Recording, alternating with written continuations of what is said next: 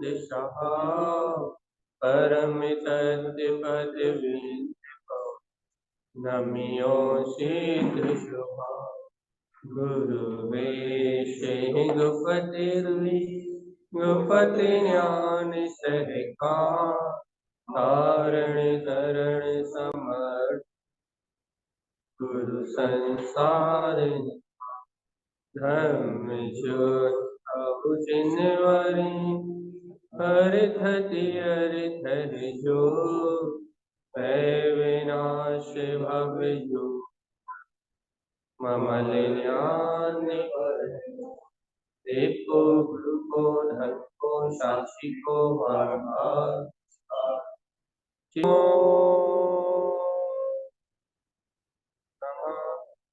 वंशित नमो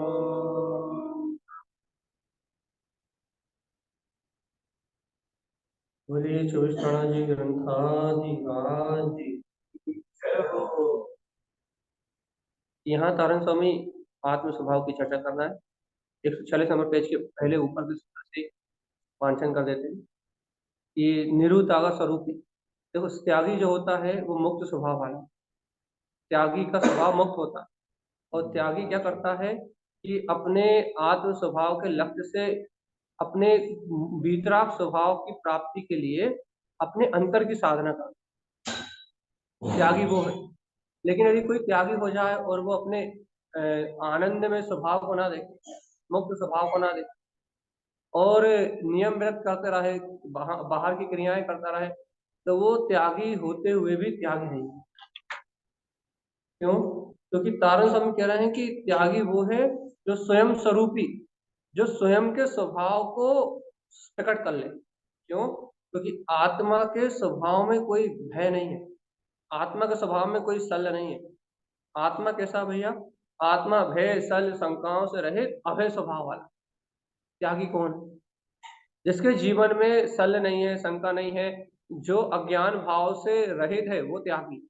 मान लो अपन त्यागी हो गए, व्रती हो गए, संयमी हो गए, और यदि अपनी पर पर्याय से दृष्टि नहीं हटी, अर्थात संसार की ओर ही दृष्टि बनी रही, ये शुभ भाव अशुभ भाव, हम व्रत कर रहे हैं, हम नियम कर रहे हैं, ऐसी नाना प्रकार की शैली अपने जीवन में बनी रही। और तारण स्वामी कह रहे हैं कि यदि तुमने जिनेन्द्र भगवान के वचनों का लोप करा, इतर स्वभाव, तो क्या होगा? इतर निगोद में चले।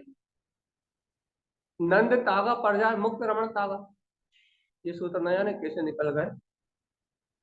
ये सूत्र अब यही अपना विषय चलना है कि आचार्य तारण स्वामी का कहना है भैया कि कब तक ये जीव, कब तक इन अज्ञान भाव में लगा रहेगा।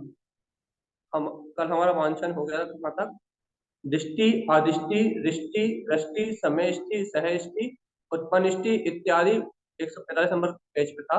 तारण स्वामी कह रहे हैं इन सारी दृष्टियों के माध्यम से क्या करो, तुम एकमात्र अपने शब्द अशब्द आदि सरोवर को प्रकट।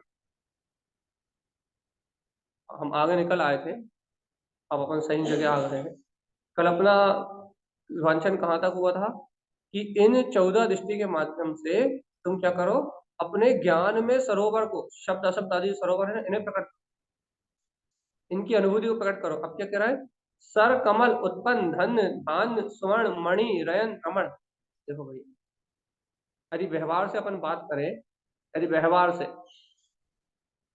पहले देहात आरस और निश्चय की बात करें, लेकिन पहले व्यवहार से लिखा धन धान स्वर्ण मणि।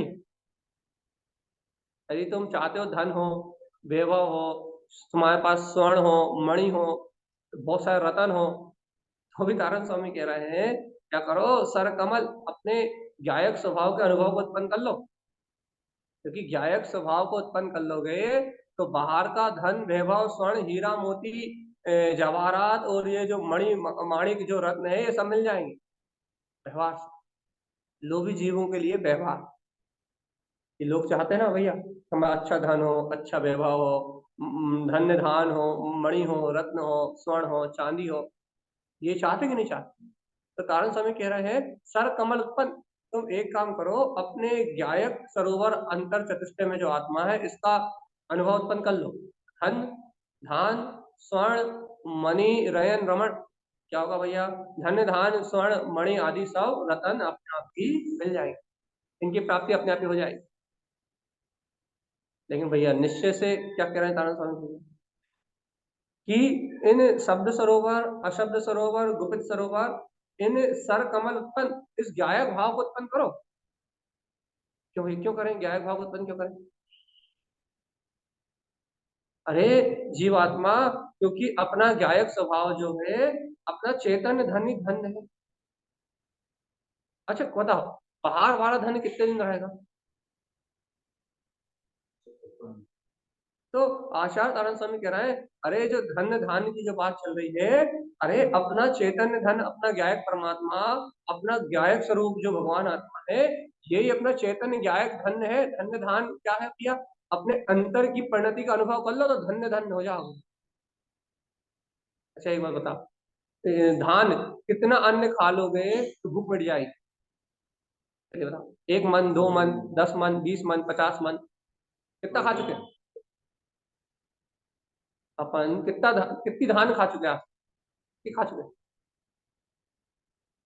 अरे अभी मान लो अपने पिछले पूर्व भाव का याद नहीं भैया, बचपन से लेके अभी तक कितनी खा चुके हैं? और कितनी 100 क्विंटल तो उससे हो ही गई होगी। तो बताओ कितनी धान खा चुके हैं, ये बताओ कितनी भूख मिट गई? स्वर्ण, स्वर्ण की बात करें भैया, बाहर में सोना चांदी आदि, जो स्वर्ण आदि है, स्वर्ण जड़ित पदार्थ है, अपन बड़ी सोने की चेन पहन लो, हीरे की अंगूठी पहन लो, और मणि रत्न, हीरे मोती के रत्न पहन लो, नीलम पहन लो, प्रकाश पहन लो, इससे भाग बदल जाता है। कितने पत्थर पहन चुके, ये बता।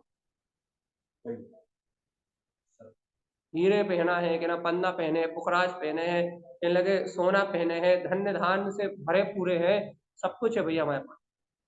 लेकिन ये तो बताओ, ये सब बाहर में आत्मानुभूति करने पे ये सारी उपलब्धियां तो ज्ञानी साधक को होती है। साधक होती मतलब, कहते हैं ना, ज्ञानी के आगे, सम्यक दृष्टि के आगे आगे उसका पुण्य चलता है। सम्यक दृष्टि को पुण्य करना नहीं पड़ता। जो सम्यक दृष्टि जीव होते हैं, आत्मार्थ जीव होते हैं, वीतराग धर्म की प्रभावना करने वाले जीव होते हैं, उन वीतराग धर्म की प्रभावना करने वाले जीवों के आगे आगे पुण्य दौड़, तो वो जहां जाते हैं, अपन देखते हैं जहां जाते हैं वहीं प्रभावना होने लगती है, जहां जाते हैं वहीं जय जयकार मचने लगती है, जहां जाते हैं वहीं सारी व्यवस्थाएं होने लगती है। या फिर गृहस्थ में भी अपन जो 63 शलाका के महापुरुषों की चर्चा करते हैं, या पुण्य पुरुषों की 169 पुण्य पुरुषों की अपन जो चर्चा करते हैं, तो उन सब में क्या विशेषता, क्या विशेषता भाई उनमें, कि वो पुण्य पुरुष है, मतलब सम्यक को उपलब्ध भव्य जीव है, तो उनके पास धन्य वैभव अपने आप में दिखाई देता, देता कि नहीं देता? अच्छा, धन्य कुमार की कथा सुनी कि नहीं सुनी? सुनिए, धन्य कुमार जहां पांव रखता था वहीं घड़े निकल जाते, जहां जाता था वही साम्राज्य मिल जाता।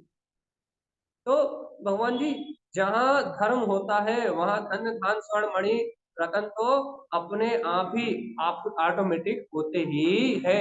एक तारक समीकरण में स्वर्ण, स्वर्ण किसे कहते हैं भैया? सुवर्ण, स्वयं का वर्ण। तो स्वयं का वर्ण क्या है? शुद्ध। आत्मा का वर्ण क्या है? शुद्ध उपयोग। आत्मा कैसा है? 100 कैरेट सोने की तरह, सोना कभी अशुद्ध नहीं होता। जैसे ही, जैसे स्वर्ण में स्वर्णत्व विराजमान है, स्वर्ण में कभी पीलेपन का, स्वर्णत्व का अभाव नहीं होता, ऐसे ही आत्मा में कभी शुद्ध चेतन शक्ति का अभाव। रयन, मणि, या कौन सी मणि? अरे तारा स्वामी तो बार बार कह रहा है, हो ज्ञानी चाहे चेतन की हीरा। मणि रत्न, कौन सा रत्न? सम्यक दर्शन, ज्ञान, चारित्र, इन सबका पिंड है आत्मा, रमण। जीवात्मा एक बार अंतर आत्म अनुभूति में, एक बार गायक स्वभाव की अंतर अनुभूति में, एक बार इन रत्नत्रय में रमण तो करो। आत्मा तो इन सबका नाथ है। हीरा मोती सोना चांदी ये बाहर की वस्तुएं तो छोड़ो, अंतर का चेतन धन्य धान, स्वर्ण रूप शुद्ध उपयोग, अंतर में मणि और रत्न सब प्रकट हो जाएंगे। आत्म स्वभाव के अंतर चतुष्टय के सारा वैभव प्रकट हो जाएगा, चैतन्य मणि मिल जाएगी। चिंतामणि रत्न कहते हैं कि नहीं कहते? आप चिंता करो चिंतामणि जय रमन। तो तारण स्वामी कह रहे हैं ऐसे अपने अंतर आत्म स्वभाव के रत्न मिल जाएंगे। काय से मिल जाएंगे तारण स्वामी? सर कमल उत्पन्न, दिया। अपने अंतर में गायक स्वभाव के अंतर गायक कमल को प्रकट करो, उत्पन्न तो करो। जीवात्मा देखो तो बाहर ही बाहर देख रहे हो, अज्ञानी अज्ञान भाव में रम रहे हो, मोहे मोहे की बात कर रहे हो। देखो तो अंतर में क्या है, अंतर में अपना गायक सरोवर भगवान आत्मा विद्वान है, धन्य दान स्वर्ण मणि रत्न से जड़ा हुआ है। तुम देखो तो इस आत्मा में रमण तो करो कि बाहर के रत्नों का लोभ छूट जाएगा। देखो देखो देखो, धर्मात्मा जीव इन वस्तुओं देखो, चक्रवर्ती चक्रवर्ती का भाव कैसा भैया, वैराग्य का। चक्रवर्ती बेवा को चाह नहीं रहा, चक्रवर्ती छोड़ा। अच्छा देखो, रामचंद्र जी के भाई भरत की बात करें तो हाँ दीदी पलटा दो, आप फ्री हो जाओ, नीचे वाला पेज ऊपर पढ़। क्या कह रहे हैं क्या अपन रामचंद्र जी के भाई भरत की बात करें तो भरत राज शासन में संभालना नहीं चाहता, राज शासन के बीच में रहना नहीं चाहता। और भरत चक्रवर्ती भी युद्ध करने जाना नहीं चाहते, युद्ध करने की भावना नहीं है। लेकिन भगवान जी देखो तो आत्मा का वैभव प्राप्त करने के कारण से ये लोग पुण्य की विभूतियां छोड़ना चाह रहे हैं, लेकिन फिर भी पुण्य की विभूति छूट, अंतर से छूट गई। लेकिन बात क्या कह रहे हैं कि बाहर से नहीं छूट रही, चारित्र मोहिनी का उदय है, लेकिन एक समझाने के लिए, एक जीवों के अंदर जो लोभ की परिणति है ना, जो लोभ का आसक्ति का भाव है ना, उसको कम करने के लिए उदाहरण दे रहा है। इसका अभिप्राय हमारा ये है कि जीव ये निर्णय कर ले कि पुण्य उदय का भोग तो प्राप्त तो होंगे ही, आपको आप कुछ भी करो। तो क्या कह रहा है भैया, जो धर्मात्मा जीव होते हैं, जो धर्म की प्रभावना करते हैं, जो सम्यक दर्शन को प्रकट कर लेते हैं, जो वीतराग मार्ग में आगे बढ़ते हैं, उन्हें पुण्य की चिंता नहीं करनी पड़ती। क्यों नहीं करनी पड़ती? अच्छा बताओ, भगवान का जब समोषण लगता है इस तीनों लोकों में, भगवान के समोषण से ज्यादा अतिशयकारी और कोई सी स्थान है ही नहीं। क्यों? क्योंकि स्वर्गों का, पहले स्वर्ग का राजा सोदर इंद्र वहां 24 आवर्स उपस्थित रहता है, गणधर परमात्मा उपस्थित रहते हैं, चक्रवर्ती उपस्थित रहते हैं, सारे देव कुबेर आदि सारे देव उपस्थित रहते हैं, सारी देवांगनाएं, जितने भी मणि रत्न और वैभव है, वो तो मात्र उनके एक मान स्तंभ में रहते हैं। भाव मंडल आदि ऐसी अनेक अनेक व्यवस्थाएं जो हैं, भगवान के समोषण में इतनी उपलब्धियां हैं, इतनी उपलब्धियां हैं कि वैसी उपलब्धियां कभी कहीं किसी एक चक्रवर्ती के पास भी नहीं हो सकती। अपन क्या कह रहे हैं कि देखो तो भगवान को तो देखो, भगवान दिनेश्वर परमात्मा को तो देखो, जिन्होंने सब कुछ छोड़ दिया है ना, जिन्हें धन धान स्वर्ण मणि रयन, ये देखो भगवान के समोषण में रहते कि नहीं रहते, सर कमल उत्पन्न। यहाँ तारण स्वामी क्या कहना चाह रहा है कि देखो तो भगवान ने अपने कमल स्वभाव के आनंद को प्रकट कर लिया है, तो देखो भगवान के समोषण में धन्य धान स्वर्ण मणि रतन सब बिखरे पड़े हुए हैं। ठीक है, देखो तो वह जिनेश्वर सर्वज्ञ परमात्मा रमण क्या कर रहे हैं, इन सबसे ऊपर, 4 उंगल ऊपर, इन सबसे निर्लिप्त अपने ज्ञान स्वभाव में रमण। तो महिमा आती कि जिन भगवंतों ने सब छोड़ दिया, उनके चरणों में इस दुनिया की सारी संपदा पड़ी हुई, जो उसकी ओर देख नहीं रहा, नासार दृष्टि है, मतलब भिन्न स्थान में उनकी दृष्टि एकाग्र है, नासार दृष्टि है। तो भैया नासार दृष्टि होने के कारण वो अपने, आंख बंद नहीं है, आंख खुली हुई है, नासार है, एकाग्र है, लेकिन देखो तो उन्हें ये सारा बाहर का विभव दिखाई नहीं दे। तो क्या करना है भगवान, देखो तो केवली भगवान कैसे अपने अंतर आनंद चतुष्टय में, अपने स्व चतुष्टय में लीन है, उन्हें ये सारा कुछ दिखाई नहीं दे रहा। सर कमल उत्पन्न, ये महिमा काय की है, उन्होंने अपने ज्ञान सरोवर को उत्पन्न कर लिया है, उनके समोषण में चक्रवर्ती इंद्र धरेंद्र सब आके धन्य धान स्वर्ण मणि इन सबका रतन, इन सबकी क्या बोलते हैं प्रभावना कर रहा है, मतलब जिन धन की प्रभावना के लिए इन्हें लुटा रहा है, असीमित रत्न और भंडार भरा हुआ है। इसलिए तो समोषण में जो भी जीव भव्य जीव जाता है, वो समोषण की आभा देखते ही उसका अहंकार, उसका मान गल जाता है कि मेरे पास क्या है, कुछ नहीं है। यहाँ देखो, यहाँ देखो, भगवान ने जिन्होंने सब त्याग दिया है, जिन्हें इन सब वस्तुओं का लोभ नहीं है, उनके चरणों की धूल है ये सब। क्या होता है, जो भव्य जीव होता है, जो समोषण में जाता है, उसे ये सब अतिशय देख के श्रद्धा जैन धर्म पे अकाट श्रद्धा हो जाती है, वीतराग धर्म पे अकाट श्रद्धा हो जाती है, और वो वीतराग धर्म पे अकाट श्रद्धा करके सम्यक को प्राप्त, इसलिए सहज सम्यक हो जाता चौथे काल। क्यों? क्योंकि महा भगवान के समोषण का अतिशय देखता है भक्त जी, जब उस अतिशय को देखता है तो उसके सामने संसार के भोग एकदम तुच्छ लगते हैं, और जब माँ भगवान को देखता है, देखो इतने इतने विशाल भोगों के बीच में भी जब देखता है कि चक्रवर्ती भी भगवान के सामने औंधा पड़ा हुआ है, नतमस्तक है, और सोधर्म इंद्र भी भगवान के सामने नतमस्तक है, जब देवता देखते हैं अरे हमारा हमारा सम्राट वो भगवान के सामने नतमस्तक है, जब चक्रवर्ती को नतमस्तक मनुष्य लोग के जीव देखते हैं, उनके अंदर भाव आते हैं भगवान जी जब हमारे नाथ, जब ये इनके चरणों में समर्पित है, जब ये उनके भी नाथ हैं, भगवान जी ऑटोमेटिक श्रद्धा हो जाती है। देखो तो ये भगवान, देखो तो कैसे आनंद परमानंद के अंतर रमणता में कैसे झूल रहे हैं, देखो तो सब इनके दास अनुदास, ये श्रद्धा अंतर से जन्म होती है। देखो भैया एक बात का है, पंचम काल में जैन धर्म की श्रद्धा करना मुश्किल क्यों है? चौथे काल में इतना सरल क्यों है? पंचम काल में वीतराग धर्म की श्रद्धा करना इतना कठिन क्यों है? एक तो जन्म से सम्यक दृष्टि जीव नहीं होते, एक कारण, दूसरा सबसे बड़ा कारण चौथे काल में मिथ्या दृष्टि होते हैं। सबसे बड़ा कारण ये है कि यहाँ सम्मोषण, जो भी तीर्थंकरों का सम्मोषण नहीं, क्योंकि सम्मोषण जब लगता है जब सहसा श्रद्धा हो जाती है, यहाँ देवता नहीं आते, देव अतिशय करते हुए दिखाई देते वीतराग धर्म, या कुदेव मिथ्या भयंकर भूतों का साम्राज्य है, तो ये अतिशय हो रहा है, ये अतिशय नहीं होते, इन्हें इन्हें कहते हैं चमत्कार, बाहर आडंबर, ये जो बाहर में आडंबर हो रहा है ये इन्हीं को अतिशय मानते हैं, कहीं से पानी झड़ने लगा, कहीं से घी टपकने लगा, कहीं से हवा में खुशबू आ गई, कहीं से कुछ आ गई, तो भूतों पलितों द्वारा जो किया जाता है ना, इसी को लोग अतिशय मानते हैं। चौथे काल में क्या होता है कि साक्षात जो देव होते हैं, वो देव क्योंकि पंचम काल में देव आते नहीं है यहाँ, तो चौथे काल में क्या है कि वहां जैन धर्म की प्रभावना के लिए साक्षात भगवान का कल्याणक मनाने के लिए आ रहे हैं बार बार। कोई भावलिंगी मुनिराज हो रहा है तो उनके आहार हो रहा है, तो उनके आहार देखने आ रहा है, रत्नों की वर्षा करने आ रहा है, तो महाभावलिंगी मुनि और इन सबका समागम होने के कारण से, धर्म तीर्थ की स्थापना होने के कारण से वहां सहसा वीतराग धर्म की श्रद्धा हो जाती है।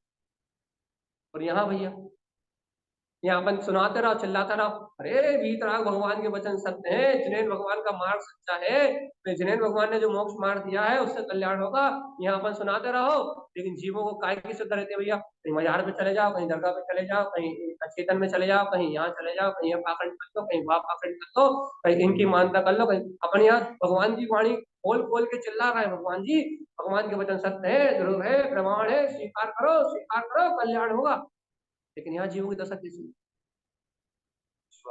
विश्वास ही नहीं होता, भगवान की देव ध्वनि पे विश्वास ही नहीं होता, सर्वज्ञ देव के वचनों में विश्वास ही नहीं होता, अविश्वास से, अज्ञान से भरा हुआ है जीव, इसलिए भैया यहाँ सम्यक दर्शन दिखता है। इसलिए कहते हैं इस पंचम काल में जो सम्यक दृष्टि मिल जाएगा तो 5-6 भाव, 7 भाव आया शायद, 6-7 भाव से ज्यादा इस संसार में रहने वाला नहीं। क्यों? क्योंकि यहाँ सम्यक को प्राप्त करना दुर्गम, तो दुर्गम कार्य यदि कोई कर ले तो उसके लिए बहुत बहुत बहुत सुलभ था।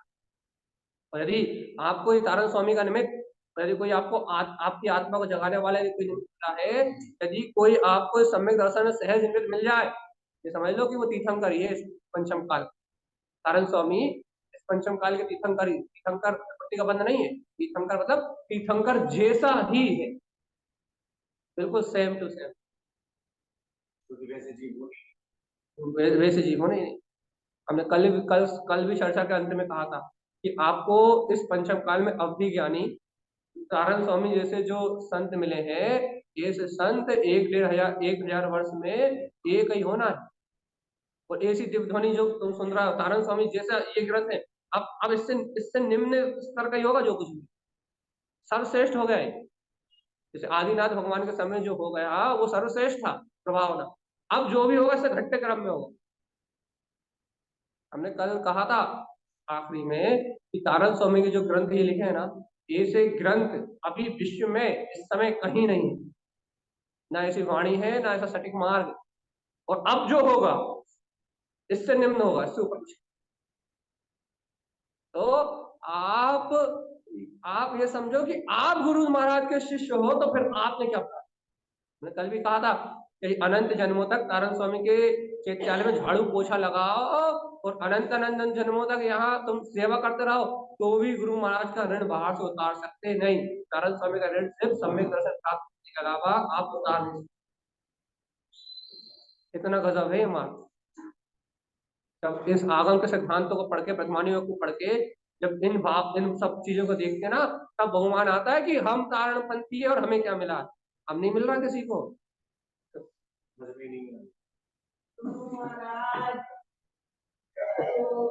अब हजार वर्ष, अब बहुत वर्षों तक से कुछ नहीं मिल रहा।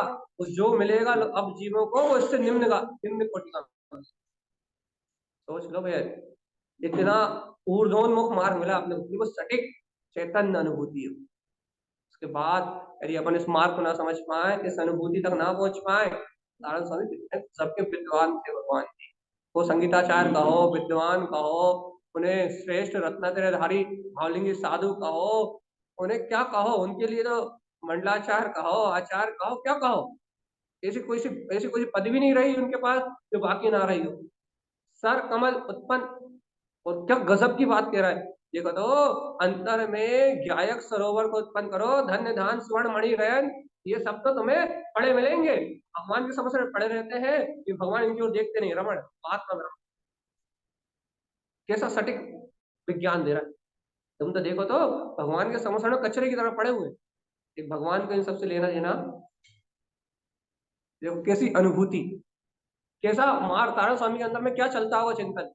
तारण स्वामी के अंदर में क्या अनुभूति घटती होगी, आप सब विचार तो करो।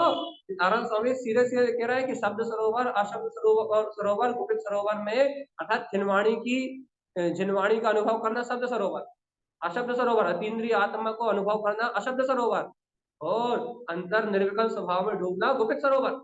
इन कमल सरोवर को उत्पन्न करो।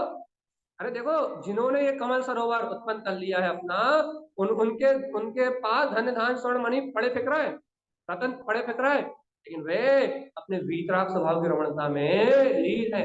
और देखो तारण स्वामी क्या चिंतन करते हो, उनकी दृष्टि वहां से हटती नहीं। और अपन को भैया अपना चिंतन कहाँ है? पैसा कमा लो, धन जोड़ लो, पैसा वैभव जोड़ लो। अरे भगवान जी, परिणामों से होगा। आपके भाव शुभ होंगे तो पुण्य बनेगा, और पुण्य बनेगा तो ये सब वस्तुएं मिलेंगी। तो आगे वही कह रहा, ज्ञानी के, धर्मात्मा जीव के आगे पुण्य भुगता है।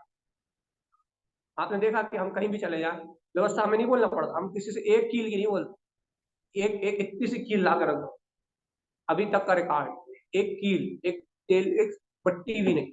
उसके बाद भी आप देखोगे कि जितना आपके पास नहीं है, उससे ज्यादा हमारे पास पड़ा पिकता है। तो बात अपने आप ही क्या है भगवान जी, क्या है? तो आप यदि सही मार्ग में चल रहे हो, शुद्ध मार्ग में चल रहे हो, तो आपके आगे पुण्य भगता है, आपके पीछे, आप जहां जाओगे, आप जैसे करोगे, आपके पास पुण्य भगेगा। ये बात क्यों कह रहा? अरे विश्वास करो अपने परिणामों का, कि हमारे जैसे परिणाम होंगे तो वैसा सुख सुविधा हमारे पास है। अरे हमारे परिणाम कलेश के होंगे, हमारे परिणाम ईर्ष्या के होंगे, हमारे परिणाम राग द्वेष के होंगे, हमारे परिणामों में यदि मिथ्यात्व होगा, अज्ञान होगा, तो हमारे पास भैया पुण्य का उदय नहीं, पाप का उदय। तो विश्वास करो अपनी परिणति का, बाहर के संयोगों को मत करो, बाहर के संयोग तो कचरा कूड़ा है। विश्वास करो अपने परिणामों का, विश्वास करो अपनी परिणति का। यदि अपनी परिणति शुद्ध है, अपने परिणाम विशुद्ध है, तो ये कचरा कूड़ा आपके चरणों में पड़ा। और यदि अपनी परिणति शुद्ध नहीं है, अपने परिणाम विशुद्ध नहीं है, भगवान जी, तो 84 लाख योनियों में जन्म मरण के अलावा अभी भी विश्वास हुआ कि नहीं हुआ?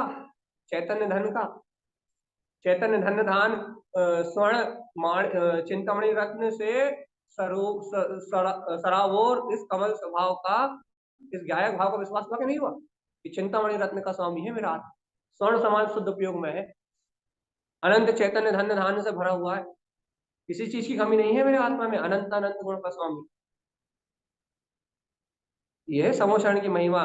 हम कह रहे हैं भगवान आत्मा पंचम काल में श्रद्धा भर कर लो, चारों तो ना कर पाओ तो ना कर पाओ, गारंटी जिनवाणी दे रही कि 6-7 भाव में ज्यादा से ज्यादा मोक्ष जाओगे। श्रद्धान कर लो, सच्चा सम्यक की अनुभूति कर लो, कुछ नहीं कर पाओ नियम व्रत तो मत करो, सदाचार में जीवन तो जियो कम से कम, संयमित सदाचार में आवृत सम्यक दृष्टि जैसा जीवन तो जियो, अभक्ष अन्याय अनीति का तो त्याग करो, मत हो संयमी, मत हो पंचम गुण स्थान वर्ती, मत हो छठे सातवें गुण स्थान वाले साधु, अरे चौथा गुण स्थान तो पक्का कर लो। व्रति श्रावक नहीं हो पा रहे तो आवृत्ति सम्यक दृष्टि तो हो जाओ, क्या जा रहा। और एक बार आवृत समय दृष्टि हो गए तो चक्रवर्ती पद ही मिलेंगे, नारायणी हो गए, इंद्री हो गए, और नर्क भी जाओगे तो नारायण बन के जाओगे, पेश करने के बाद नर्क से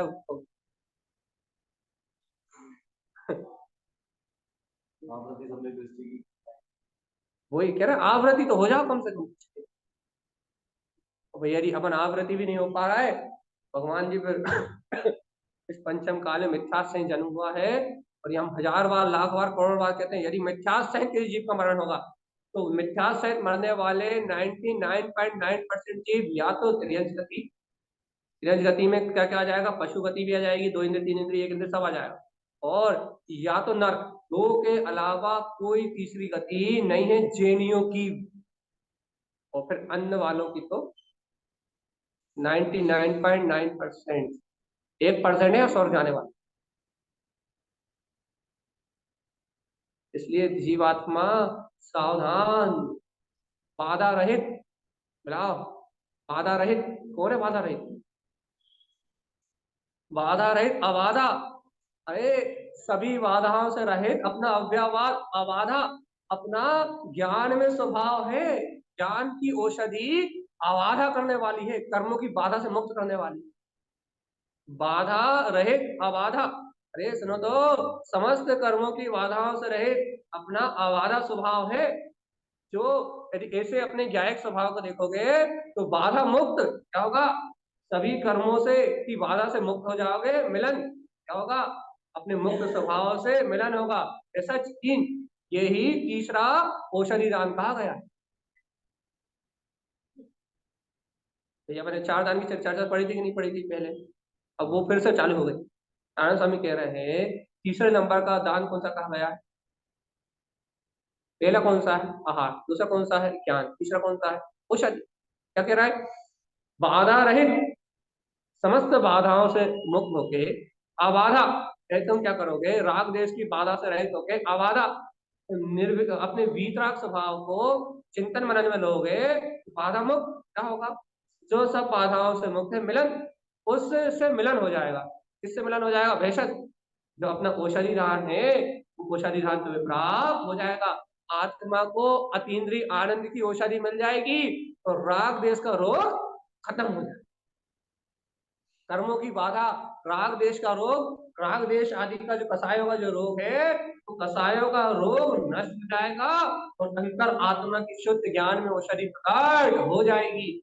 भैया इस औषधि को मिलो, मिलन, इस औषधि से अपने निर्वाद स्वभाव से मिलो, अव्यवाद स्वभाव से मिलो, निशंक स्वभाव से मिलो, ये अंतर आत्मा की ज्ञान में औषधि मुक्त मिलन, मुक्ति से मिलन कराने वाली, कल्याण करने वाली, निर्वाण कराने, कौन सी औषधि, अंतर चतुष्टय की औषधि। अरे तारण स्वामी की औषधि ले लो रे, जन्म मरण छूट जाएंगे।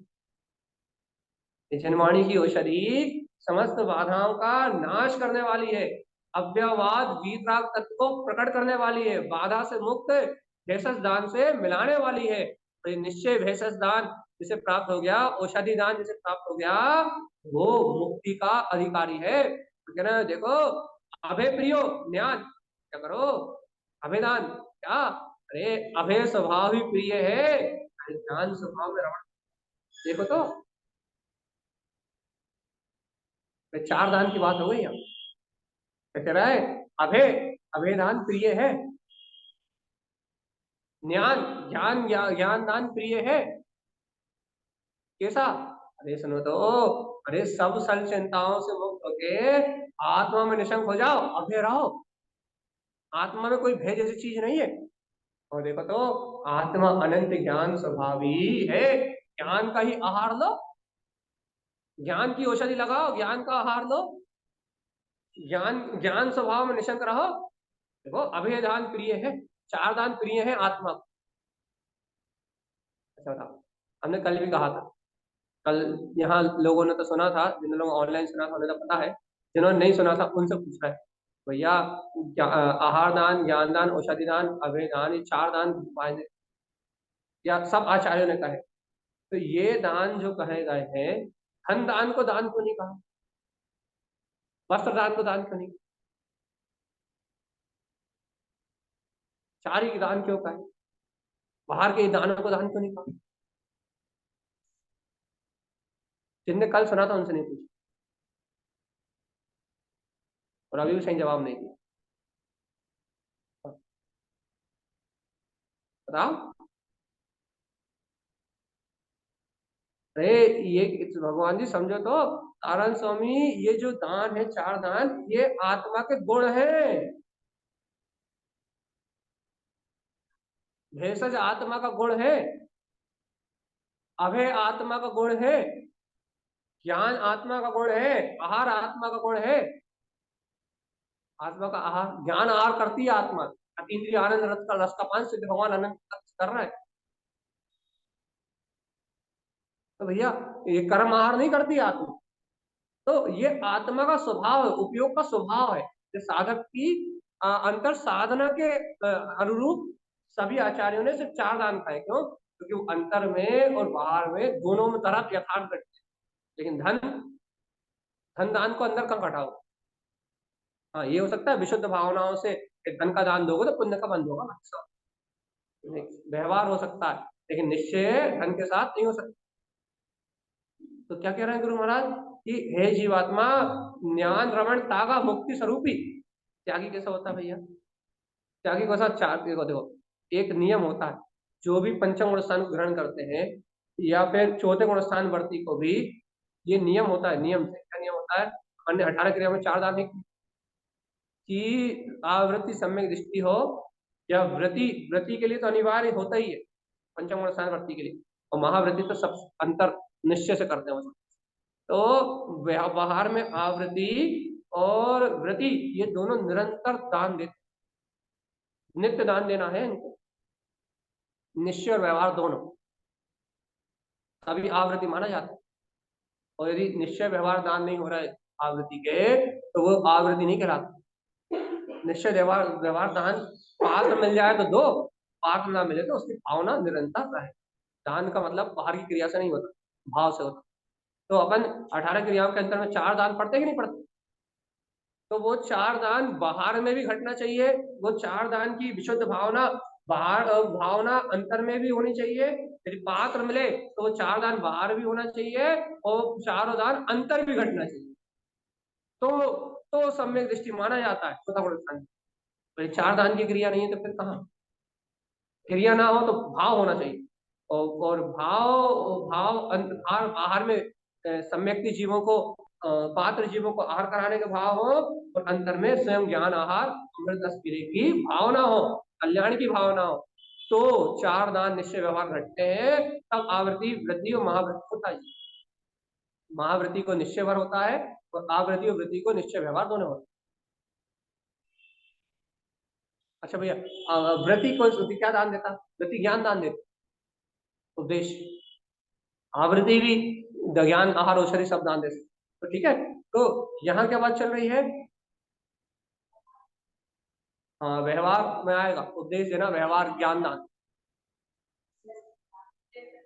बस। निश्चय से आत्मचिंतन, जनवाणी का अध्ययन करके आत्मचिंतन, ज्ञान आहार, ज्ञान उपयोग। तो यहाँ क्या कह रहा है गुरु महाराज? ज्ञान रमण, ज्ञानी का स्वभाव कैसा है? ज्ञान रमण, ज्ञानी का स्वभाव तो देखो जय जयकार मचाते हुए, ज्ञान रमण त्यागा, त्यागी का स्वभाव कैसा है? ज्ञान में रमण करने, मुक्त स्वरूपी। त्यागी कौन? जिसने अपने मुक्त स्वभाव को अनुभव कर लिया, वो त्यागी। अब भैया सुनो तो, जिसे अपना मुक्त स्वभाव नहीं दिखाई दे रहा हो, जो समाज के जंजाल में उलझ के रह गया हो, जो यहाँ वहां की चिकल्लस में उलझ के रह गया हो, वो त्यागी कैसे हो सकता? तो वही घर छोड़ दिया, काय की टेंशन ले ली? समाज की। ये समाज छोड़ दी तो काय की टेंशन ले ली? देश की। देश छोड़ दिया भैया तो काय की टेंशन ले ली? भाई विदेश में चलेगा ना, विदेश। तो वहीं तुमने छोड़ा क्या, पकड़ते तो जा रहे हो ना। जैसे कि एक घर छोड़ दिया, कितने लोगों से छूटे? 10 20 50 लोगों से, 100 कुटुंब लोगों से छूट गए, समाज में आ गए। तो समाज में कितने जुड़ गए? 100 छोड़ के आए थे, 500 जुड़ गए। अच्छा। अच्छा, समाज छोड़ दी, देश सेवा करने लगे, मतलब 500 छोड़ के आए थे, 5000 से जुड़ गए। भगवान छोड़ा क्या, तुम ये तो बताओ। तारण स्वामी कह रहा है ये मोक्ष मार्ग तो ज्ञान रमण आय का है। ये त्यागी के लिए मोक्ष का मार्ग कैसा है भैया? जो वास्तव में अपने आप को मानते हैं कि हम आत्मार्थी जीव हैं, भव्य जीव हैं, हम सम्यक दृष्टि है। तारण स्वामी कह रहे हैं ज्ञान रमण तागा मुक्ति स्वरूपी। त्यागी का स्वभाव कैसा है? त्यागी का स्वभाव है ज्ञान में रमण करने। और त्यागी, जो त्यागी ज्ञान में रमण करता है वो कैसा है? मुक्त स्वरूपी। कैसा स्वभाव वाला है? मुक्त स्वभाव वाला। तो त्यागी वो है जिसका स्वभाव मुक्त मुक्त होने का है। तो बता भैया, अपन त्याग पे त्याग करते जाएं, त्याग पे त्याग करते जाएं और अपन मुक्त ना हो फिर? देखो तारण स्वामी की गर्जना तो देखो कि कमल सर, अरे तुम अपने ज्ञान सरोवर को उत्पन्न करो, धन्य धान स्वर्ण मणि रतन ये सब तुम्हें पड़े मिलेंगे। रावण, बस तुम विश्वास तो करो। क्या विश्वास करो? कि समस्त बाधाओं से रहित हमारा मुक्त स्वभाव है। मिलन, एक बार मुक्त मुक्त स्वभाव से मिलन तो करो। तो मुक्त स्वभाव से मिलना वो शरीरान है। तो देखो, अभय स्वभाव ही प्रिय है। तुम ज्ञान आहार लो, ज्ञान का आहार लो। क्यों? दरअसल ज्ञान का आहार क्यों ले? क्योंकि ज्ञान रमण तागा, ज्ञान में रमण करने से तुम त्यागी हो जाओगे। बाहर से कुछ छोड़ पाओ या ना छोड़ पाओ, लेकिन यदि तुमने अंतर से ज्ञान स्वभाव में रमण कर लिया तो तुम त्यागी। क्यों? क्योंकि त्यागी का स्वभाव मुक्त स्वरूपी। त्यागी का स्वभाव कैसा है? सभी विकल्पों से मुक्त रहने, बाहर के सभी उलझनों से मुक्त रहने का स्वभाव है त्यागी का। त्यागी जब कहलाएगा जब वह समस्त प्रकार की चिंताओं से मुक्त रहे। भैया यदि मन में सल है, त्यागी नहीं हो सकता भैया। फिर त्यागी का भी तो भैया आत्म परिणाम होते हैं, 5 गुण स्थान तक आत्म होते हैं। तो उसकी एक लिमिट है। क्या लिमिट है भैया? कि उसको अनंत अनवंती कसाय नहीं होनी चाहिए, वो उन चिंताओं में लगा नहीं रहना चाहिए। वो उन सब झंझटों को छोड़ के क्या करे भैया? बाधा रहे, अबाधा स्वभाव ज्ञान में रमण करे, तो सभी चीजों से मुक्त रहे। तो त्याग, मुक्त स्वरूप लिखा ना। त्यागी वो है जिसका स्वभाव मुक्त रहने, जो उलझनों से छूटना चाहता है, जो निश्चल होना चाहता है, जो प्रपंचों से हटना चाहता है, जो निमित्त मिलते ही, मौका मिलते ही निमित्तों से छूट के और अपने आनंद स्वभाव में रमण करने की इच्छा रखता है, वो त्यागी। जो कोशिश, जो चेष्टा तो करे कि निमित्तों से छूटे, बाहर के विकल्पों से छूटे, दुनियादारी की चिंता से छूटे, और क्या करे? भैया एक बार तो तारक स्वामी कह रहे हैं, हे जीवात्मा अपने अंतर में अपना मुक्त स्वभाव है। एक बार तो ये बात को ग्रहण करे। अच्छा बताओ, अब भी अली अपन ने इतनी महिमा करी, देखो तारण पंथ सबसे श्रेष्ठ। और ये तारण पंथ जैसा जो विशुद्ध मार्ग अभी उत्पन्न हुआ है, अब इस पंचम काल में ऐसा मार्ग उत्पन्न ना, ऐसा नहीं हो रहा। होगा जरूर, ये नहीं कह रहे कि मोक्ष मार्ग उत्पन्न नहीं हो, इतना विशुद्ध मार्ग उत्पन्न नहीं हुआ। तो और ऐसे अवधि ज्ञानी मुनि रहा, जैसे तारण स्वामी का जितना वैभव था, जितने से ऐसी प्रभावना अब नहीं हो रहा। अब सब घटते क्रम में हो, रात का काल है ना। तो अब सब कुछ घटते क्रम में होगा। लेकिन भगवान जी बताओ, इतना उत्कृष्ट मार्ग मिलने के बाद भी आज भी हमें ये महिमा आ रही है। अरे देखो तो, देखो तो, देखो तो, तारण स्वामी ग्रंथों में ज्ञान की गंगा बह रही है, आत्मज्ञान की गंगा गंगा बह रही है। और ये मार्ग कब लोपित हो जाए इसका कोई और पता नहीं है। इसलिए जीवात्मा तागा मुक्ति स्वरूपी, अरे क्या करो, आज ही अंतर से मिथ्यात्व मोह का त्याग करके तुम भी मुक्त स्वभाव का आनंद ले लो। अरे इस पंचम काल में सम्यक दर्शन हो गया तो 6 7 भव में मोक्ष चले जाओ।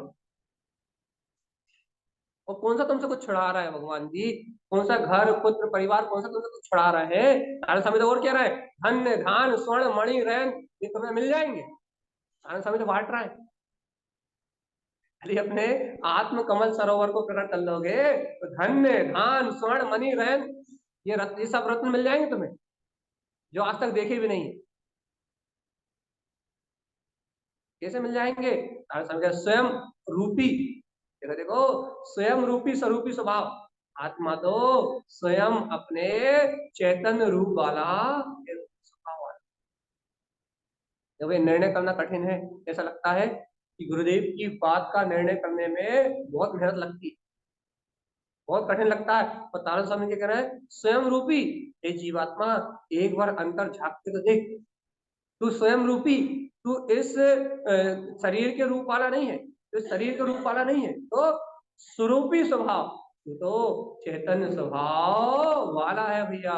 अपना जो स्वरूप है विनश, है सल शंका विलयंतु, कैसा है? सभी भय सल और शंकाओं को नाश करने वाला। देखो, तारण स्वामी की बात का विश्वास हो रहा है कि नहीं? कि हे जीवात्मा, तू स्वयं चेतन स्वरूपी है, और ऐसे तो अपने अतीन्द्रिय आत्म स्वभाव का अनुभव करेगा। क्या होगा? भय विनश, क्या होगा? सारे भय विला जाएंगे, और सल शंक विलयंतु, सारी सल संख्याओं का नाश हो जाएगा। कब होगा? कब होगा?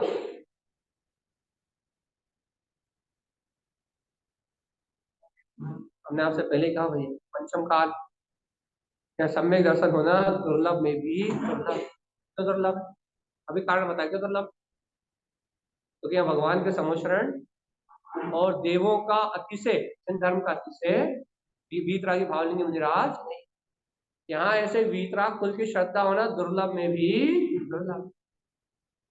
इसलिए यदि यहाँ तुमने ये भगवान की वाणी का श्रद्धान कर लिया, क्या श्रद्धान कर लिया? कि मैं आत्मा तो स्वयं अरूपी गायक स्वरूपी भगवान आत्मा ही हूँ, यदि तुमने ऐसे स्वरूप का श्रद्धान कर लिया तो भय विनश, पंचम काल में जो भय है ना, हानि का, लाभ का, संसारिक जो भय है, वो सारे भय नष्ट हो जाएंगे। भय सल शंक विलयंतु, भय सल शंका जो अंतर में जन्म लेती है भैया, तो भय सल शंका सब मिला जाएंगी। हे जीवात्मा, अभय रूपेण शंक सल रहित जो अपना अभय स्वभाव है, वहां ना कोई सल है, ना कोई शंका है, ना। देखो लेकिन देखो, आज भी अपने को सल है ना, शंका है ना। अरे आत्मा की चर्चा सुनने से क्या होगा? अरे हमने बोल तो दिया हम आत्मा है, आत्मा का स्मरण रखने से क्या होगा? अरे भैया, आत्मचिंतन करने से क्या होगा? अरे जीवात्मा सुनो तो, यदि तुम गलती से भी अभय स्वरूप रूपेण, यदि तुम गलती से भी अपने अभय स्वभाव के पास जाओगे तो शंक शल रहित, तो वहां अपने अभय स्वभाव में सल और शंका है ही नहीं, वो सल शंकाओं से रहित ही है। लेकिन आज अपने को सल और शंका हो रही ना, कारण क्या है? कि हम उस स्वभाव तक जा ही नहीं रहे, अपन उस आनंद स्वरूप को स्वीकार ही नहीं कर रहे, अपन उसके पास जा ही नहीं रहे, उसके निकट ही नहीं जा रहे। आज हम अपन अपने आत्म स्वभाव के निकट नहीं जा रहे, इसलिए अपने अंदर से भय शल्य शंका कभी इनका नाश नहीं हो रहा, अपन उससे मुक्त नहीं हो पा रहे।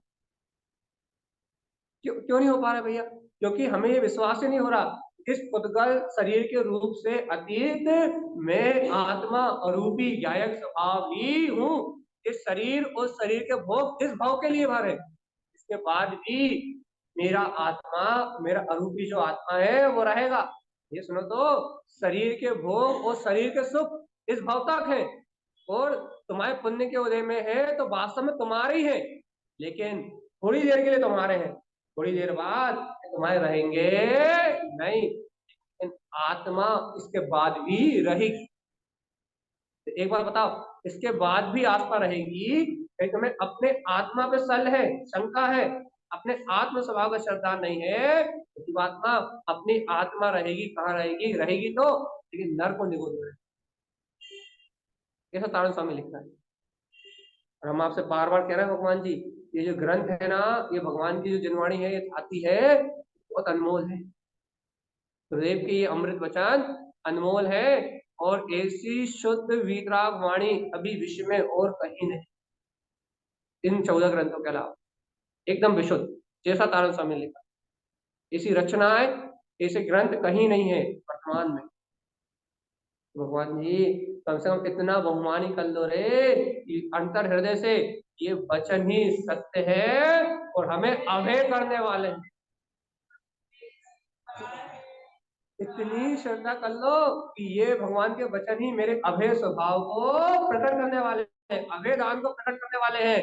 और कम से कम अपने स्वभाव के विश्वास के लिए, अपने आत्मा के विश्वास में कम से कम निसंग तो हो जाओ। अरे तुमसे कुछ नहीं मांग रहा है, सिर्फ इतना मांग रहे हैं कि सिर्फ अभय हो जाओ। मैं तो गायक आत्मा ही हूँ और दिन रात की चिंताओं से मुक्त रहो। अंतर में याद रखो, वास्तव में मैं तो गायक आत्मा हूँ, मुझे कोई भय नहीं। चाहे दुकान का भय हो, चाहे दुकान का भय हो, चाहे मकान का भय हो, चाहे पुत्र का भय हो, चाहे शरीर का भय हो, चाहे रोग का भय हो, चाहे शोक का भय हो, कोई भी भय आत्मा तक जाने वाला नहीं है। आत्मा तक किसी भी भय की पहुंच नहीं है। आत्मा अभय है और निशंक है और निर्भय है। एक बार आत्मा का विश्वास करो, भगवान आत्मा, यदि आत्म तत्व का विश्वास करोगे तो बाहर की चिंताएं खत्म होंगी। और बाहर की चिंताएं खत्म होगी तो अंतर में निराकुलता आएगी, बाहर की व्यवस्थाएं भी अपने आप बन जाएगी। तारसम लिखा ना कि जो अपने गायक सरोवर को उत्पन्न कर लेते हैं वो भगवान धन धान स्वर्ण मणिक माणिक मोती रत्न पुष्प संयुक्त, जिन्हें इच्छा नहीं है उनके पास सब कुछ है, और जिन्हें इच्छा है बेचारे वो दर के। जिन भगवंतों ने आत्म रत्नत्रय में रमणता का आनंद ले लिया है उनका समोषण लगा हुआ है। अच्छा बताओ, सोधरवेंद्र का समोषण क्यों नहीं लगता? उसकी आज्ञा पे पूरा समोषण कुबेर रचता है, लेकिन खुद के लिए रच सकता है क्या वो? खुद के लिए नहीं रच सकता। देखो तो, देख लो, रचने वाला वो, रचने वाला कौन? सोधरवेंद्र, कुबेर से रचवाने वाला। खुद के लिए रचवा के दिखा दे, खुद के लिए व्यवस्था बना के बता दे, खुद के लिए समोषण में की वैसी विभूति ला के बता दे। खुद सोधर्मेंद्र माँ तीर्थंकर गद्दी पे बैठ जाए और 100 इंद्रों से नमस्कार करवा के बता दे, चक्रवर्ती को झुका के दिखा दे, वैसी महिमा 12 कोटि और वैसी महिमा करवा के दिखा दे। यदि तीर्थंकर ना हो तो वैसा अति से पुण्य स्वयं सोधर्मेंद्र करके दिखा दे। भगवान जी जिसका पुण्य है उसी के लिए होगा, करने वाला कोई हो। जैसे अपन उदाहरण देते, जैसे अपनी दुकान का नौकर है, सारा काम वो कर रहा है, दुकान भी चला रहा है, लेकिन लाभ लाभ उसे हो जाए, क्यों नहीं होगा? क्योंकि पुण्य तुम्हारा है, पुण्य तुम्हारा है, तो मेहनत चाहे कोई भी करेगा लेकिन खाते में तुम्हारे ही आएगा, क्योंकि तुम्हारा किया हुआ पुण्य। जिसने बांधा है, जिसका पुण्य है, उसी के उदय में आएगा, भोग सामग्री उसी को प्राप्त होगी। जिसके उदय में दूसरे को प्राप्त नहीं हो सकती। भगवान जी इतना स्वतंत्र वस्तु का स्वभाव है कि हमारा पुण्य भी हम भोगेंगे, हमारा पाप भी हम भोगेंगे। भगवान जी जब अपने पूर्व के पुण्य, पूर्व के पाप ही अपन भोगेंगे तो अभय स्वरूप दर्शन कराओ ना, निश्चित रहो ना कि मेरा आत्मा तो बिल्कुल निष्कलंक इन पुण्य पाप से रहित है और सल शंकाओं से रहित है। कोई सल नहीं, कोई शंका नहीं है। अरे खाते पीते उठते बैठते बार बार शरीर भिन्न है, आत्मा भिन्न, शरीर भिन्न है, मैं आत्मा भिन्न हूँ। बाहर का परिणमन पुण्य पाप से हो रहा है, बाहर के सुख दुख पुण्य पाप से हो रहे हैं, और मैं आत्मा इस सब पुण्य पाप और संसार से भिन्न हूँ। उठते बैठते सोते जागते अपने आत्म तत्व की प्रतीति रखने में कौन से पैसे लगते? पुण्य बढ़ता है, पाप क्षीण होता है, रोग शोक खत्म होते हैं। आत्मा की स्मृति रखोगे तो पुण्य बढ़ेगा, पाप क्षय होंगे, असाता वेदनी कर्म क्षीण होंगे और साता वेदनी कर्मों के उदय आएंगे। लेकिन भगवान जी अपन अपने आत्म स्वभाव को भूलते हैं, चिन्हवाणी का चिंतन भूलते हैं, बाहर की चिंताओं में लगते हैं, अपना मन खराब होता है, मन दुखी होता है, बाहर में कलेश परिणाम होते हैं, बाहर में चिंताएं होती हैं, परिणाम बिगड़ते हैं, असाता वेदनी कर्म का उदय बढ़ता है, शरीर को भी कष्ट मिलता है। अंतर से सुख, अपन कहते हैं ना भैया, शरीर में 102 बुखार हो, अंतर में चिंता ना हो, अंतर में बढ़िया मस्ती हो, कोई पीड़ा नहीं होती। और शरीर में 99 हो जाए, वॉलंटरी पे आ जाए तो टेंशन हो जाए, अरे 99 हो गया, 100 ना हो जाए, ना वो 102 में कोई पीड़ा नहीं है, लेकिन 99 में इतनी पीड़ा है, इतनी पीड़ा है जिसको कहा नहीं जा सकता। या हमें कैंसर ना हो जाए, इस चिंता में इतनी पीड़ा है। जिसे कैंसर है, कीमो ले रहा है, कीमो की दर्द सहन कर रहा है, जिसे उतनी पीड़ा नहीं। कैंसर ना हो जाए वाले को इतनी पीड़ा है, जिसे कैंसर वाले को इतनी पीड़ा कैंसर वाले को नहीं। क्यों? ये कैंसर वाले को ये भेद ज्ञान है, अपने अभय स्वभाव का विश्वास है, होने वाले परिणाम का विश्वास है, भगवान की वाणी का विश्वास है। भगवान जी उसे पीड़ा नहीं है। या तो जिसे चिंता है हमें ना हो जाए, उसे इतनी पीड़ा है, तो पीड़ा है अज्ञान। पीड़ा का कारण अज्ञान है, पीड़ा का कारण संयोग नहीं है। पीड़ा दुख का कारण अज्ञान है, दुख का कारण संयोग नहीं है। दुख का उदय, दुख की उत्पत्ति गहरे अज्ञान से होती है। दुख की उत्पत्ति निमित्तों से नहीं होती। अपन निमित्तों पे दोषारोपण करते हैं, इसलिए अपने जीवन में सुख नहीं आता। अपन निमित्तों को करता धरता मानते हैं, इसलिए अपने जीवन में आनंद की प्राप्ति नहीं होती। या निमित्तों से कोई कार्य की सिद्धि नहीं होती। उपादान की शक्ति बोलती है, जो आपने बोया है वो आप। और हम आपसे बार बार कहते हैं, यदि आपको जगाने वाला कोई निमित्त मिल जाए, वो आपके लिए भगवान, तीन लोक का स्वामी। इसलिए अभय रूबेन तारण स्वामी जगा रहा है। क्या? अभय रूबेन, तुम तो अभय स्वभाव वाले हो, बिल्कुल अपने मन से सब निकाल दो। क्यों? क्योंकि अपना अभय स्वरूप शंक सल रहित कैसा है, शंका और सल से रहित है। एक बार अपने अंतर हृदय में अपने इस चैतन्य स्वभाव का अभिवादन तो करो कि मेरे अंदर में मेरा ऐसा त्रिलोकीनाथ परमात्मा विद्यमान है, जो समस्त सल भय से रहित है। एक बार तो अपना अभिवादन करो, अपने अंदर अपना अभिवादन, दूसरे का नहीं। अपनी अंतर चेतना में एक बार अपना नमस्कार तो करो कि अप्पा नाम शुद्धप्पा नाम परमप्पा विमल निर्मलम स्वरूपम सिद्ध स्वरूपम पिक्षति नमाम्यहं देव दिवस। मैं अपने ही हिये में विराजमान उस निर्मल विमल ज्ञान विज्ञान में प्रकाशमान उस अनंत चतुष्ट स्वभाव को नमस्कार करता हूँ। अपने में अपना बंधन करो। एकमात्र ऐसे लोटे संत है तारण स्वामी, जिनके सभी ग्रंथों के मंगलाचरण में मात्र अपने निश्चुद्धात्मा को ही नमस्कार है। बाकी सब आचार्यों ने पंच परमेष्टि को आधार बनाया है, लेकिन श्रीमद जिन तारण स्वामी ने एकमात्र निश्चुद्धात्मा के अलावा किसी को आधार ही नहीं बनाया। एकमात्र लोटे संत है मंडलाचार्य, एकमात्र उनकी शरण मिली अपने को। या ऐसे आचार्यों के भी जो आचार होते हैं उन्हें मंडलाचार्य, आचार्यों के आचार, उनकी पदवी सर्वश्रेष्ठ है। तो भगवान जी ऐसे मंडलाचार्य इस युग के प्रवर्तक तारण स्वामी, इस युग के पहले अवधि ज्ञानी, कम से कम इनकी महिमा तो समझो रे, इनके इनके हृदय का बहुमान तो समझो, इनके अंतर की जय जयकार अंतर बहुमान की धारा तो देखो। तो ये देखो तो भैया, ज्ञान रमण, अरे सुनो तो ज्ञानी, जब तुम ज्ञान में रमण करोगे तागा सब त्याग हो जाएगा और मुक्ति, सहज मुक्ति मिल जाएगी। देखो भैया, त्यागी कैसा है? त्यागी कैसा होता है भैया? त्यागी तो वो होता है जो सभी विकारी भाव का निरोध कर। अगला पेज है, निरु निरु तागा स्वरूपी। त्यागी कैसा होता है? त्यागी तो वो होता है निरु, मतलब जो किसी भी प्रकार के विकार परिणाम को अपने अंतर में ना रखे। त्यागी वो होता है जिसे निश्चलता हो, निश्चिंता हो, जिसके अंतर में कोई क्या बोलते हैं, पीड़ा ना हो, कोई वेदना ना हो, कोई सल ना हो, कोई उलझन ना हो। त्यागी वही वो त्यागी कहाँ रहता है? तो त्यागी भरत चक्रवर्ती घर में भी रह सकता है आवृत्ति की अपेक्षा से, वो त्यागी घर में भी रह सकता है, वो भैया महाव्रती की अपेक्षा से जंगल में भी रह सकता है, वो त्यागी पंचम गुण स्थान वर्ती की अपेक्षा धर्मशाला में भी रह सकता है। लेकिन भैया वो कहाँ रह रहा है इससे कोई फर्क नहीं पड़ता। भगवान जी उसके अंतर में निश्चलता होनी चाहिए बस, उसके अंदर में विकार भाव से मुक्ति का लक्ष्य होना चाहिए, उसके अंदर में अपने आत्म स्वभाव का लक्ष्य होना चाहिए। वो जंगल में रहता है तो फर्क नहीं पड़ता, घर में रहता है तो फर्क नहीं पड़ता, वो धर्मशाला में रहता है तो फर्क नहीं। पर भैया यदि अंतर में सल है, फिर वो जंगल में रहे, धर्मशाला में रहे, या किसी भी कोने में पड़ा रहे, तो त्यागी नहीं हो सकता।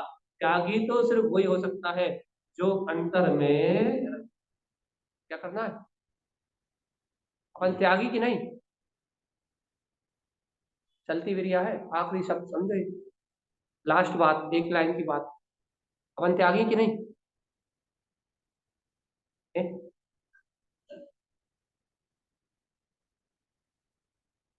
तो ये देखो, यदि अपने जीवन में मिथ्या छूट गया तो अपन त्यागी। मतलब यदि उठते बैठते यदि भैया थोड़ी बहुत आत्मा की शरत रहती है कि भैया देखो तो संस, संसार मिथ्यात्व का त्याग हो गया तो अपन त्यागी है। यदि संसार में रहते हुए खुदेव आदि के दर्शन करने की भावना नहीं, कोई बाहर में हमारा भला बुरा कर देगा, ऐसे परिणाम नहीं होते, और ये स्मरण रहता है भगवान ने कहा है कि मैं सिद्ध स्वरूप की आत्मा हूँ। यदि ऐसा स्मरण दिन में यदि 50-100 बार भी आता है तो अपन त्यागी हुई, मिथ्यात्व के त्याग। सबसे बड़ा त्याग यही है। अपनी भूमिका में यदि अपन खुदेव अदेव मिथ्यादेव की मान्यताओं से रहित शरीर आदि के संयोग में रहते हुए भी सुख दुख तो होता है, घर गृहस्थी परिवार में रहते हुए परिणाम भी पड़ते हैं, लेकिन तुरंत परिणाम समझ जाते हैं। तो तत्व का निर्णय करके यदि अपने जीवन में बार बार भेद ज्ञान का अभ्यास होता है, अपन मिथ्यात्व के त्यागी होने से आवृत सम्यक दृष्टि की भूमिका वाले त्यागी तो अभक्ष आदि का त्याग होने से आवृत्ति की भूमिका के त्यागी तो अपन है। तो भैया यदि अपन त्यागी है, अपन निश्चिंत है, अपने को घर की वैसी टेंशन नहीं है क्योंकि पता है कि जो होना है वही होगा। दुकान की भी इतनी टेंशन नहीं है, क्यों? परिणाम तो पुण्य पाप से हो रहा है। समाज की भी टेंशन नहीं है, क्यों? समाज में जो हो रहा है वही हो रहा है, कोई किसी का परिणाम बदल सकता नहीं। तो अपन त्यागी है। तो भैया ऐसा क्यों हो गया, वैसा क्यों हो गया, ऐसे ही होना था, ये सब सल बने हैं, यही सब चिंताओं में लगे हुए हैं, और एक पल के लिए भी भगवान की वाणी का स्मरण नहीं होता, तो अपन मिथ्या, तो अपन त्यागी नहीं। अपनी भूमिका अब अपन अपन अपना निर्णय कर लें। यदि अपन त्यागी हैं, वस्तु स्वभाव का निर्णय और भेद ज्ञान, आपके अंदर जितनी निश्चिंतता है उतने अपन त्यागी, तो जितनी सल है उतना अपना संसार। इसलिए अपन ज्यादा ना पढ़ पाए, ज्यादा ना समझ पाए, ज्यादा शास्त्र अभ्यास ना कर पाए, ज्यादा प्रवचन ना सुन पाए, ज्यादा नियम व्रत ना कर पाए, तो भैया अभक्ष आदि का सिंपल ही त्याग करके, और कम से कम इतना तो कर लो कि शरीर अलग है और आत्मा अलग, इतने में ही मोक्ष हो जाए। हम नहीं कह रहे कि बड़े बड़े अपन ने इतना बड़ा बड़ोदिया में इतना बड़ा प्रोग्राम आपने कर लिया, इन जैसे महान मूर्तियों ने करवा दिया, तो इतना बड़ा आयोजन सहज हो गया, जो अकल्पनीय, अकथनीय, जो उम्मीद से बाहर है, ये भी होने वाला था, इसलिए हो गया। अपना योगदान था, अपन उसमें निमित्त बनने थे, अपन उसमें निमित्त बनने थे, और अपने निमित्त से होना था, तो इतनी सहजता और सरलता से हो गया। ऐसा हुआ जिसके मुख से सुनो एक ही नाम गूंज रहा है। तो ये सब तो भाव की और होनहार की महिमा है भैया। करने वाले भी वैसे थे, करवाने वाले भी वैसे। तो सब काम कितनी सरलता से हो गया, और कितना गजब का हुआ। लेकिन भैया ना अहम है और ना कोई करता बुद्धि। क्यों? क्योंकि होना था तो, ना किसी को नीचा दिखाने की भावना है और ना किसी का कोई द्रोह है, कुछ नहीं है, सहज है। पहले भी आनंद में थे, भगवान की वाणी की प्रभाव ना करके डबल आनंद में हो गए। आनंद के अलावा और कुछ नहीं है ना, प्रसन्नता के अलावा कुछ नहीं है ना, ना राग है, ना देश है, ना सल है, ना चिंता, प्रसन्नता ही है ना भैया। बस ऐसी प्रसन्नता अंतर में बनी रहे, ऐसी आनंद अंतर में बना रहे, गुरु महाराज के वचनों की जय जयकार होती रहे, यही मोक्ष का सहज उपाय है भैया। तो ये आचार संत धारण धर्म जय नमोस्तु।